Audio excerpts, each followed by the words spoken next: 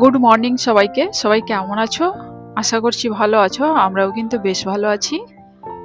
রোজের মতন আজকেও আমাদের নতুন গল্পতে তোমাদেরকে অনেক স্বাগত জানিয়ে আজকের ব্লগটা শুরু করলাম। আর শুরু থেকে স্কিপ না করে শেষ পর্যন্ত দেখতে থাকো, আশা করি ভালো লাগবে। আর সত্যি বলতে আমার প্রত্যেকটা বন্ধুদের অনেক ভালোবাসা, অনেক সাপোর্টে বলতে পারো আমি এই জায়গাতে এসে পৌঁছেছি।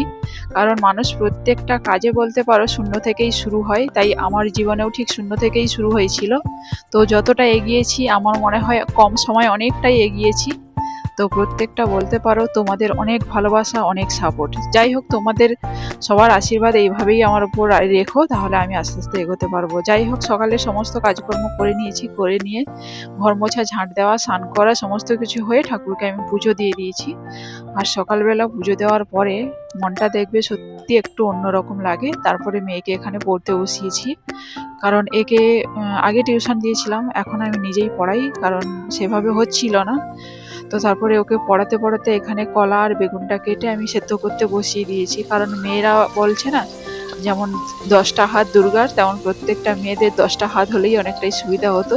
তো হাত না থাক, তবুও 10টা হাতের মতো আমাদেরকে একটু বুদ্ধি করে কাজ করতে হয়। সেই রকম সেখানে মেয়ে পড়ছে, এখানে মেয়ের পড়া সামলানো, রান্না বান্না, বাসন মাজা, প্রত্যেকটা কাজ বুদ্ধি করেই আমাদের হাউস ওয়াইফদেরকে চলতে হয়। তো সেইভাবে দেখো এবার আমি রান্নাও বসিয়ে দিয়েছি। এইভাবেই আমার প্রত্যেকটা কাজ বলতে পারো একটু বুদ্ধি করে করি বলে আমার সমস্ত কাজ বলতে পারো হয়ে যায়। তবুও তো আজকে ডাস্টিং করিনি।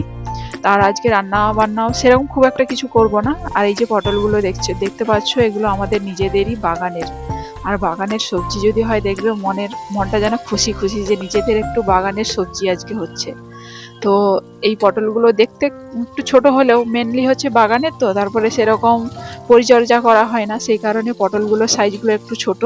তো যাই হোক, বাড়িতে হচ্ছে এটাই তো বড় কথা। তারপরে এখানে দেখো রান্না বান্না পুরো সব কমপ্লিট করে ফেলেছি। এখানে আমাদের রান্না বান্না হয়েছে, সয়াবিনের ঝোল হয়েছে, আর পটলগুলোকে ভাজা করেছি। আর ওই যে কলা সেদ্ধ করতে বসিয়েছিলাম না, কলাটা ভাজা করেছি। অনেকে ভাজা বলে আর ছেঁচকি বলে, যাই হোক ছেঁচকি ভাজা ওই একই ব্যাপার।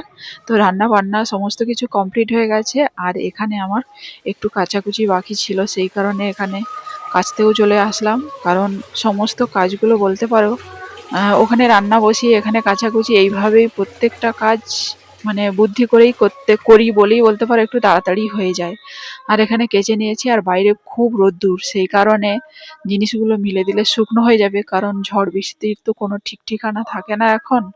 প্রত্যেক দিন হচ্ছে ঠিক সন্ধ্যেবেলা হলেই ঝড় আর বৃষ্টির লাগাতার লেগেই আছে। তো সেই কারণে সকালবেলা সুযোগ পেলেই কেচে দিলে কোনো রকমভাবে শুকনো হয়ে যায়, এই কারণে রোদ্দুরটা ভালোই থাকে। তারপরে এখানে কাচার পরে সব জিনিসগুলো মিলে দিচ্ছি এখানে। তারপরে এখানে আর একটু ব্যস্ততার মধ্যেই সময়টা যাবে, কারণ আমাদের এখানে গাজন হচ্ছে, গাজনের সন্ন্যাসীরা আসবে।